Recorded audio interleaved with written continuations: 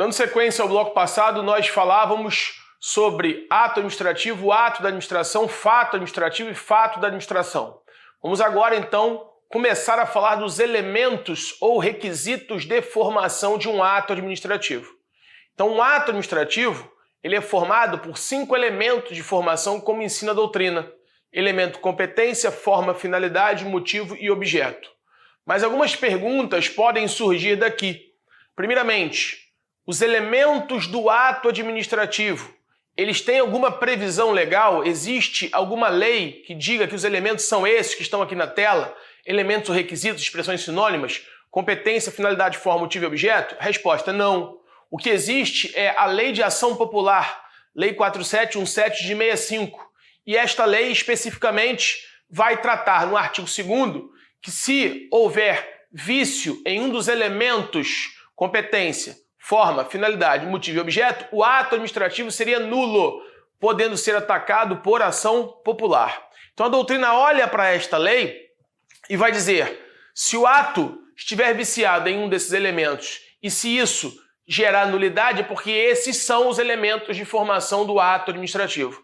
Então há uma convenção doutrinária no sentido de que os elementos de formação ou requisitos de formação do ato são competência, forma, finalidade, motivo e objeto. Mas volto a dizer, até a presente data, não há uma lei que diga que esses são os elementos do ato administrativo, até porque, como sabemos, o direito administrativo brasileiro não é codificado. Não há um código de direito administrativo, como há um código penal, processo penal e por aí vai.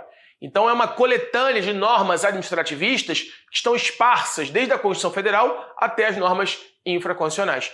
Então se ele perguntar a você, candidato, existe alguma lei que diga que os elementos são esses? Não, isso é uma convenção da doutrina, isso já foi questão de prova na banca CESP.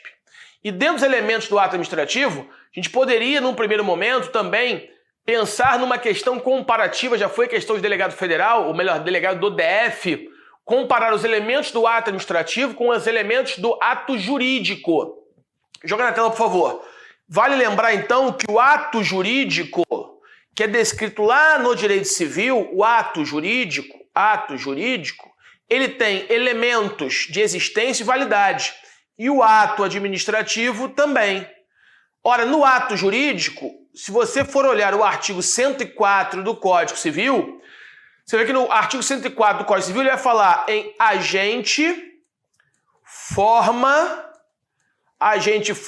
e objeto. O negócio jurídico, que é a espécie de ato jurídico, pode ser dividido em agente, forma e objeto. Como é que você aprende direito civil? Volta para mim. Agente capaz, forma prescrita ou não defesa em lei e objeto lícito, possível, determinado ou determinável. Isso é o direito civil. Será que no direito administrativo também é assim, numa análise comparativa? Na tela. No direito civil, então, o agente no direito civil é capaz. No direito administrativo, o agente não é capaz, o agente é competente. Então, enquanto no direito civil o agente é capaz, no ato administrativo o agente é competente. No direito civil, a forma é prescrita ou não defesa em lei, ou não proibida em lei. Então, lá no direito civil, vigora o princípio da liberdade das formas. No direito administrativo, a forma é obrigatoriamente prescrita em lei. Então, se eu fosse pensar, por exemplo, no princípio que rege a forma no direito civil, qual é o princípio que rege a forma no direito civil? Aqui em cima, é o princípio da liberdade das formas. É o princípio da liberdade das formas, que encontra fundamento no artigo 5º da Constituição Federal, inciso 2º, que é o princípio da autonomia da vontade. Então, como é que funciona o direito civil? Volta para mim. No direito civil, em termos de forma do ato jurídico, é a forma prescrita ou não defesa em lei. Isso tem fundamento no princípio da liberdade das formas, que encontra fundamento no princípio da autonomia da vontade, que está na Constituição, artigo 5º, inciso 2º. Ninguém é obrigado a fazer ou deixar de fazer alguma coisa, senão em virtude de lei. No direito administrativo não é assim, na tela. No direito administrativo, a forma é prescrita em lei. E o princípio que rege a forma no direito administrativo é o princípio da vinculação das formas. ou da instrumentalidade das formas. E o fundamento constitucional do princípio da vinculação das formas no direito administrativo também é o princípio da legalidade, só que é o princípio da legalidade plasmado no artigo 37, caput da Constituição, quando fala em princípio da legalidade estrita ou restrita. Então, olha uma pergunta que ele poderia fazer em prova. Volta. Candidato, compare a forma do ato administrativo com a forma do ato jurídico. Está na sua tela. O ato jurídico tem forma prescrita ou não defesa em lei, fundamento 104 do Código Civil, que se ancora no princípio da liberdade das formas, que encontra respaldo na Constituição Federal, no artigo 5º, inciso 2º, quando diz que ninguém é obrigado a fazer ou deixar de fazer alguma coisa, senão em virtude de lei, chamado no direito constitucional de princípio da autonomia da vontade, direito civil. Do outro lado, direito administrativo, forma, necessariamente é a prescrita em lei e não a prescrita ou não defesa, porque aqui o princípio da legalidade não é o da autonomia da vontade, como é no direito constitucional. Aqui o princípio da legalidade é o princípio da legalidade que está no artigo 37, caput da Constituição, chamado de princípio da legalidade estrita ou restrita, em que a administração pública só pode fazer aquilo que a lei determinar. Então, por exemplo, se o Decreto-Lei 3365 de 41, que é a Lei Geral de Desapropriação, diz que no artigo 5º a forma do decreto expropriatório, na primeira fase da desapropriação, que é a fase declaratória, é através de um decreto, eu não posso adotar uma forma que não seja decreto nessa fase da desapropriação. Porque no direito administrativo vigora o princípio da legalidade estrita. Eu só posso adotar a forma que a lei trouxer como prevista. Então a legalidade no direito administrativo é a legalidade restrita ou estrita, diferentemente do direito civil, em que a legalidade é ancorada na Constituição, mas com fundamento no 5º 2 da Constituição, princípio da autonomia da vontade. Lá no plano particular, no plano daquele que não é administrador e sim administrado, eu posso fazer, eu, André, cidadão, posso fazer tudo que a lei não me proíba. Posso fazer tudo que a lei não me proíba. Tudo que a lei não me proíba, eu posso fazer, ainda que não esteja prescrito em lei, eu posso fazer tudo que a lei não me proíba, porque eu estou sendo regido como cidadão pelo 5º 2 da Constituição, autonomia da vontade. Ninguém é obrigado a fazer ou deixar de fazer alguma coisa, senão em virtude de lei. Eu, André, delegado de polícia, titular de uma delegacia, titular de cargo efetivo no estado do Rio de Janeiro, só posso fazer aquilo que a lei manda. Não posso fazer tudo aquilo que a lei não me proíba. Porque ainda que a lei não me proíba no direito administrativo, como delegado de polícia, se a lei não me autorizar, eu não posso fazer. Porque eu sou regido não pela autonomia da vontade do 5º 2, mas eu sou regido pelo 37 caput de legalidade estrita. Só pode fazer aquilo que a lei determinar, princípio da legalidade estrita ou da restrita. É bem verdade que mais à frente, em outros momentos do curso, eu vou falar na releitura do princípio da legalidade. Vou falar no princípio da juridicidade, que seria a releitura constitucional numa ideia neoconstitucionalista, pós-positivista, do princípio da legalidade. Mas isso é um papo que não é para agora. Ou seja, numa doutrina clássica, a legalidade estrita me permite que eu só faça aquilo que a lei autoriza. 37 caput. Ao passo que, como cidadão, eu posso fazer tudo que a lei não me proíba. A autonomia da vontade 5º 2 versus 37 caput da Constituição. Isso fundamenta a forma do ato jurídico e a forma do ato administrativo. Tranquilo? Para finalizar, esses elementos coincidentes, né? O objeto do negócio jurídico ou do ato jurídico. O objeto vai ser prescrito, ou melhor, vai ter que ser lícito. Deixa eu apagar aqui. Vai ser um objeto lícito, possível, determinado ou determinável. Então, lícito,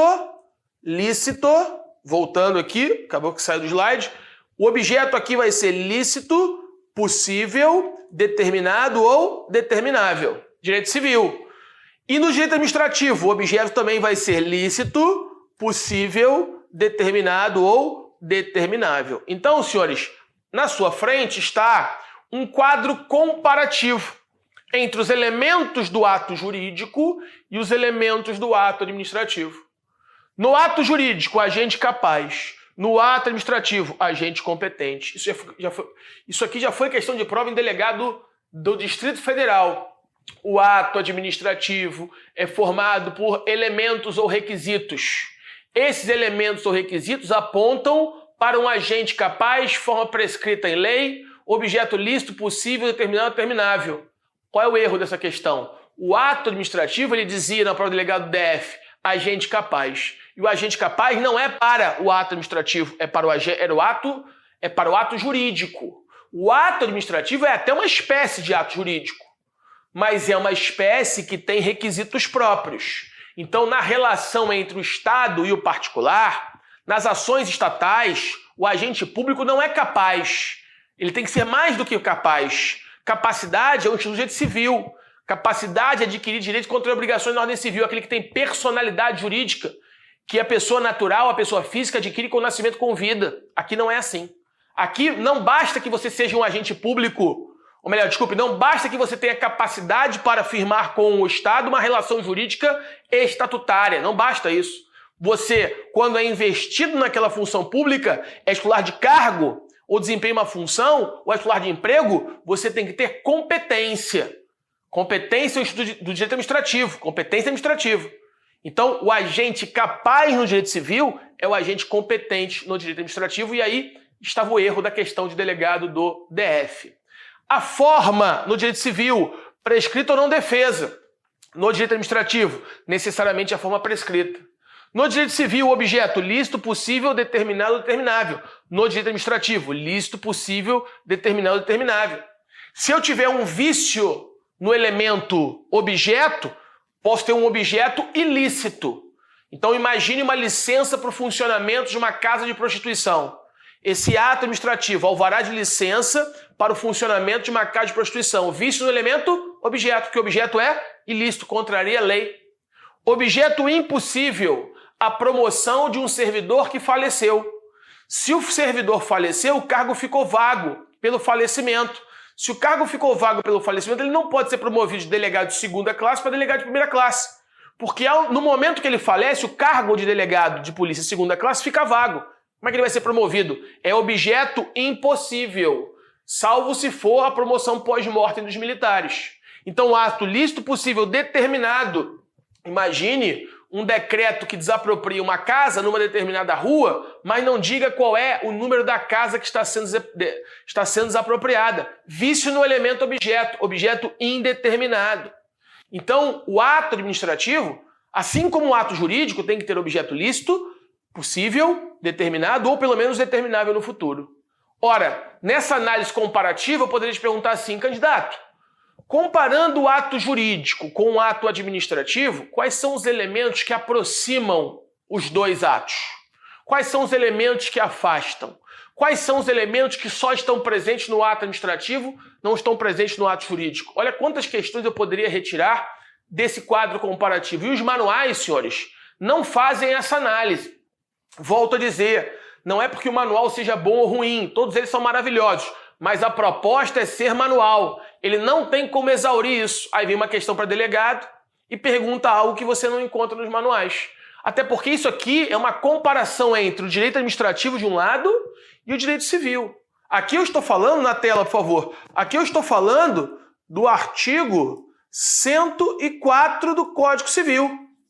Desse lado de cá eu estou falando do artigo 2º da Lei 4717 de 65, que é a Lei de Ação Popular. Então note que eu estou fazendo uma análise conjugada entre direito civil e direito administrativo. E os manuais não são de direito civil, os manuais são de direito administrativo. E o próprio nome diz, manual. O tema não é para exaurir naquele manual, porque ele tem que escrever de tudo. Ele escreveria 10.000 páginas. Já falei isso aqui em alguns momentos. O Emerson Garcia e Rogério Pacheco Alves tem um livro de 1.000 páginas, 1.500 páginas, só sobre improbidade. Você pegar lá o professor Jorge Ulisses Jacobi, tem um livro de 1.000 páginas só sobre dispensa de licitação e inexigibilidade, licitação, contratação direta. Licitação dispensável, dispensada, fracassada, deserta. Inexigível.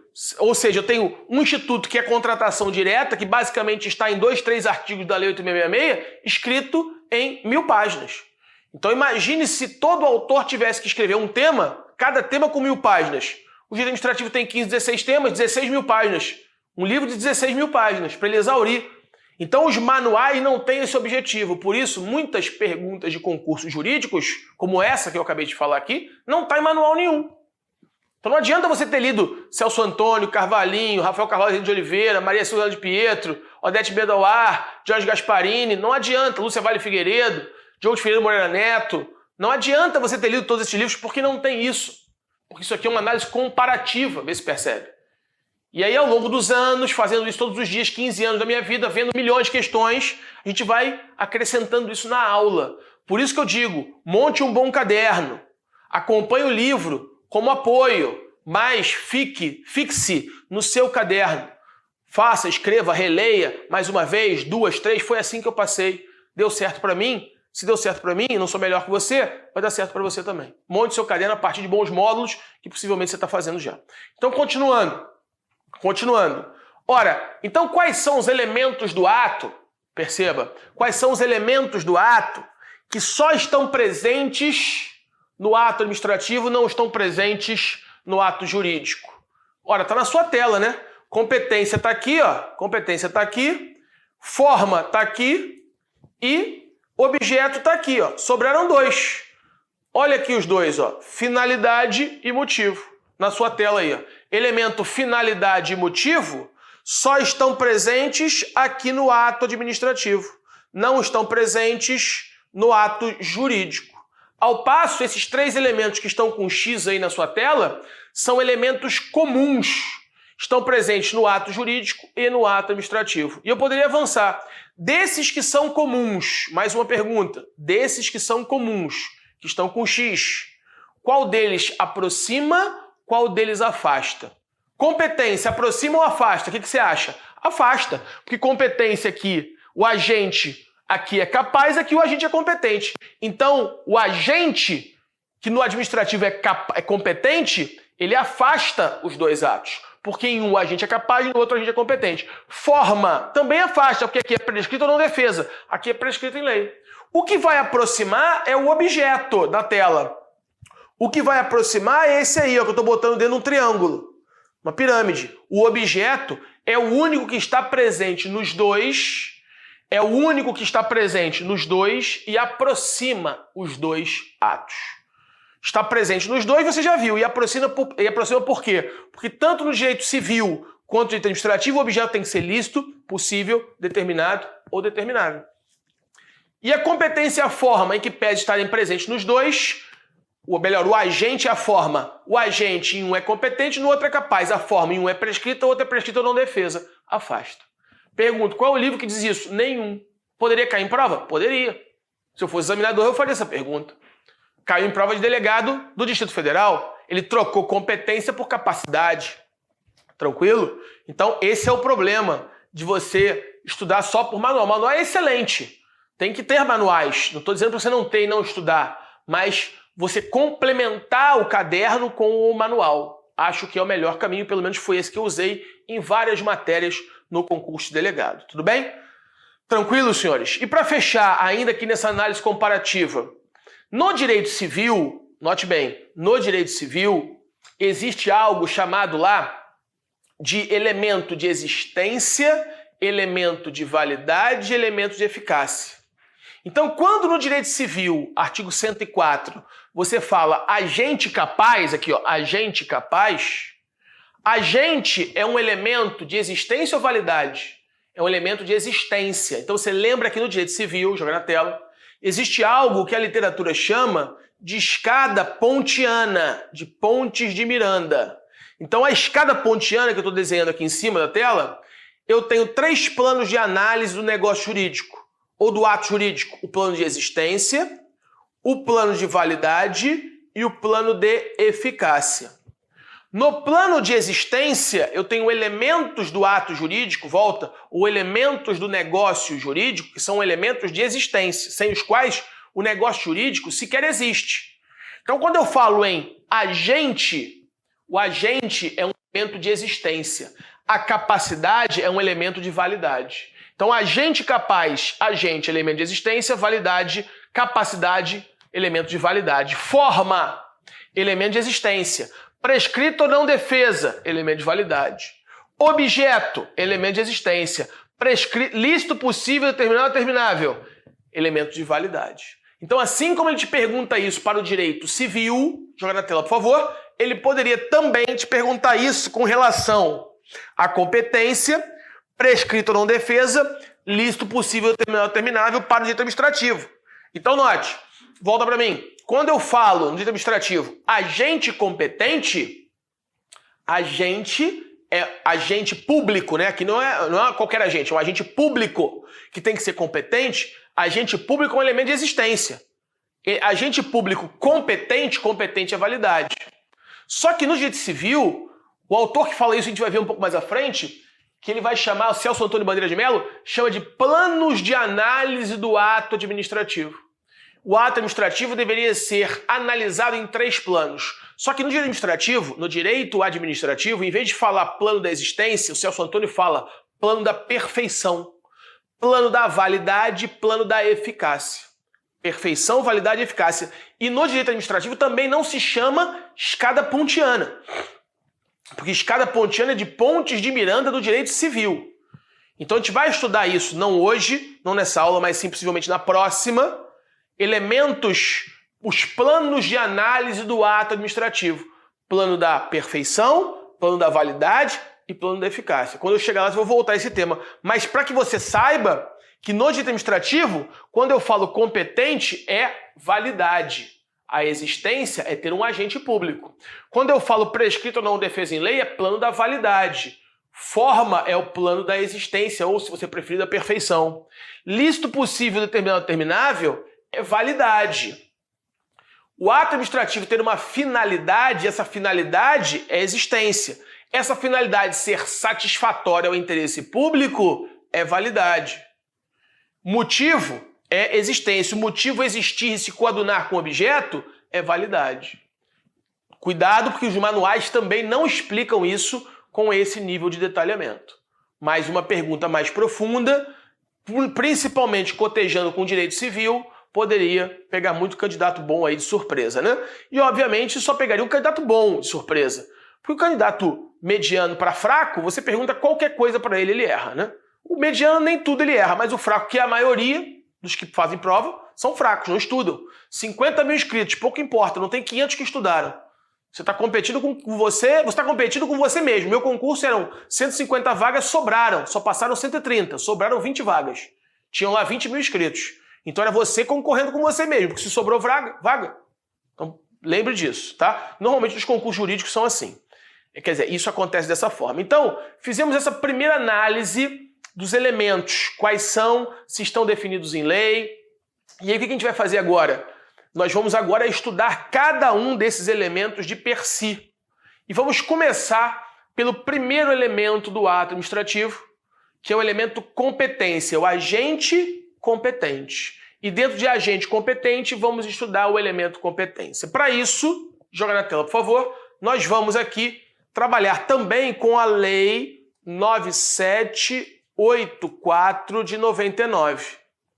Que lei é essa? Essa é a lei que versa sobre o processo administrativo federal. Senhores, essa lei, ela é ou está, sem sombra de dúvidas, sem medo de errar, ela está entre as 3 principais leis do direito administrativo. Ela, licitações e contratos, 8666 de 93, a 8987 de 95. Então, são, sem sombra de dúvidas, as principais normas administrativistas. E uma delas é a Lei de Processo Administrativo Federal. Uma primeira observação que vale nota aqui, antes de começar. Se você estuda para delegado do Rio de Janeiro, esse módulo não é um módulo voltado só para o Rio de Janeiro. É um módulo para delegado de polícia. Mas é óbvio que eu sempre me baseio muito no concurso de delegado do Rio de Janeiro. Por quê? Primeiro, que eu sei que muitos alunos pretendem fazer delegado do Rio. E segundo, porque é o concurso mais difícil de delegado do Brasil, sem sombra de dúvidas. O segundo não está nem no retrovisor. Por isso, mas você está falando isso porque é o concurso que você passou. Senhores, eu já faço isso há quase 20 anos da minha vida. Ou seja, o alimentar do narcisismo secundário é algo que já ficou para trás de 11 anos de terapia. Então, já não tenho muita coisa para provar mais para ninguém. Ou seja, provar que eu sou bom, que eu sou ruim. Você acha o que você quiser de mim. Se você acha que é bom, ótimo. Se você também não gostar, tudo bem, a gente vai continuar se dando bem. E aí você procura alguém que te agrade. Então, essa fase de ter que falar alguma coisa porque eu preciso me afirmar, essa fase eu superei já em 11 anos de terapia. Então, note, eu estou dizendo tudo isso para dizer o seguinte, que se você pretende fazer concurso para delegado do Rio, não é essa lei que você tem que ler. Joga na tela, por favor. É a Lei 5.427 de 2009, que é a lei que rege o processo administrativo no estado do Rio de Janeiro. Mas André, eu não vou fazer nem delegado federal e também não vou fazer nem delegado do Rio. Vou fazer delegado do Espírito Santo, da Bahia. Vou fazer delegado de qualquer um dos 26 estados, dos 25, né, dos 24, porque o Distrito Federal é 8.112. E tirando o Rio, então sobraram aí 25 estados, né? Tira o Rio, tira o DF, 25 estados. Eu vou fazer para qualquer um dos outros 25. Então você tem de ver se o estado para o qual você pretende fazer concurso tem uma lei própria sobre processo administrativo. Se você descobrir que tem, você vai ter que olhar essa lei e se basear nessa lei no seu estudo. Como aqui é um curso de âmbito nacional, eu vou me basear na 9784 de 99. Mas lembrando que se fizer para o Rio de Janeiro, a lei é 5.427, e se fizer para outro estado, tem de pegar a lei própria. André, acabei de pesquisar, o estado para o qual eu quero me candidatar não tem lei própria.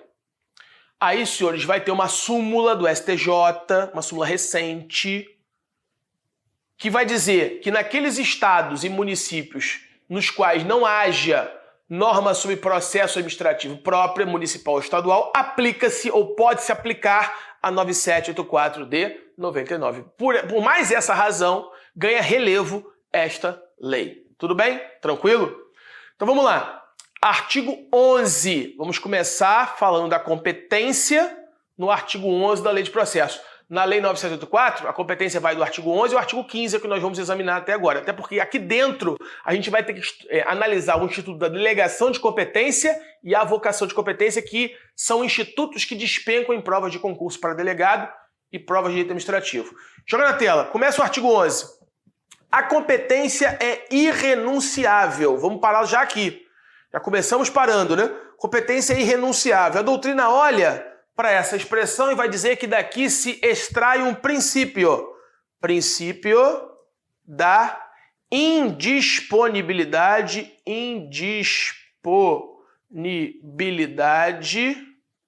do interesse público.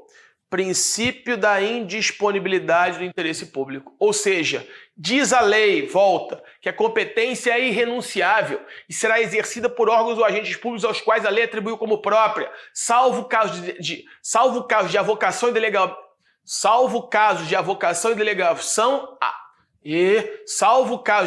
e avocação legalmente admitidos. A competência é irrenunciável. Então eu não posso, se você é delegado de polícia e recebe a notícia que mataram alguém a 10 quilômetros, mas na sua circunscrição, artigo 6º do Código de Processo Penal, ao tomar ciência da infração penal, a autoridade policial comparecerá ao local e preservará o local até a chegada dos peritos. O que é isso? Uma competência. Competência de foro administrativo, porque você é uma autoridade administrativa, que determina que ao tomar ciência do cometimento de um crime, você deve comparecer ao local e preservar o local até a chegada dos peritos. A pergunta é, você pode renunciar a isso? Está na sua esfera de disponibilidade? A própria Lei de Processo Administrativo diz isso. A competência é irrenunciável. Então daí se extrairia, segundo a doutrina, o princípio da indisponibilidade do interesse público. Então começamos assim. Competência irrenunciável será exercida por órgãos ou agentes aos quais a lei atribuiu como própria.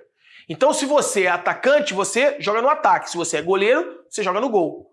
É isso que a lei está querendo dizer aqui. A competência é irrenunciável, repare, e será exercida pelos órgãos ou agentes públicos aos quais a lei atribuiu como própria. Então, se a lei atribuiu como você a competência para ser goleiro, você vai ser goleiro. Para ser atacante, você vai ser atacante. Ah, André, mas tem goleiro que bate falta. Eu sei que tem goleiro que bate falta. E consagrado mundialmente, né, o Rogério Ceni, que é goleiro de São Paulo. Ora, mas para isso, ele tem que levantar a mão e pedir autorização do técnico. Posso lá bater a falta? Porque ele está exercendo uma atribuição, perceba bem, que não é dele, é do atacante. Ora, eu estou usando essa forma lúdica de me manifestar para que você entenda que, olha o que está dizendo o artigo 11, a competência é irrenunciável e será exercida pelos órgãos administrativos a que foi atribuída como própria. Então, se você é goleiro, fica no gol. Se você é atacante, você fica no gol, porque a sua atribuição própria é ficar no gol, salvo nos casos de delegação e avocação legalmente admitidos. Ô técnico, ô Tele Santana, eu posso ir bater a falta? pode bater a falta. Então a lei autoriza que você, goleiro, exerça a função do atacante. A Lei 8.112 de 90, no artigo 141, inciso 1º, diz que quem vai demitir um servidor federal é o presidente da República. Entretanto, o presidente da República pode autorizar que o ministro da Justiça demita um delegado federal. Então, nesse momento, o delegado federal, o ministro da Justiça, foi bater falta. É o Rogério Ceni, autorizado pelo legislador. Então, o legislador autoriza que o presidente da República delegue a ele, o atacante delegou para ele, o atacante é o presidente, e ele é o ministro da Justiça, vai lá bater a falta agora. Ou seja, ele transferiu parte da competência dele de atacante e batedor de falta para o goleiro. O presidente transferiu parte da sua competência dada pelo artigo 141, inciso 1º de 8.112 para o ministro da Justiça, já que essa competência não é dele, para que ele pudesse demitir um delegado de polícia federal. É isso que esse artigo está dizendo. Ah, André, lendo rápido assim não dá pra gente extrair tanta coisa dele, né? Mas por isso que eu tô aqui, né? Esse é o papel do professor, esse é o papel do módulo, esse é o papel dos ensinamentos, dos livros. Você enxergue além do texto normativo. O texto normativo com as palavras. Acho que você consegue olhar para aquilo ali e extrair uma série de conclusões. A gente vê isso no módulo constitucional, né? É diferente. Texto normativo é uma coisa, norma jurídica é outra. É uma inovação, diríamos assim, né? Que já não tem tanto tempo de inovação assim, mas são doutrinas pós-positivistas no que tange a interpretação e a revelação da intenção da mens legislatórias, da mens legis, advinda da hermenêutica constitucional. Então, o papel do hermeneuta, o papel do intérprete é justamente esse. Bom, então, competência irrenunciável será exercida por órgãos ou agentes aos quais a lei atribuiu como própria. Então, estamos terminando essa aula. Na próxima aula eu vou começar falando, então, de delegação e avocação, definindo delegação, definindo a vocação e analisando o artigo 12, 13, 14 e 15 desta lei, para que a gente possa avançar nos elementos do ato administrativo, finalizar a competência e para o elemento forma, finalidade, motivo e objeto, ok? Aguardo os senhores lá. Fiquem com Deus. Um abraço a todos.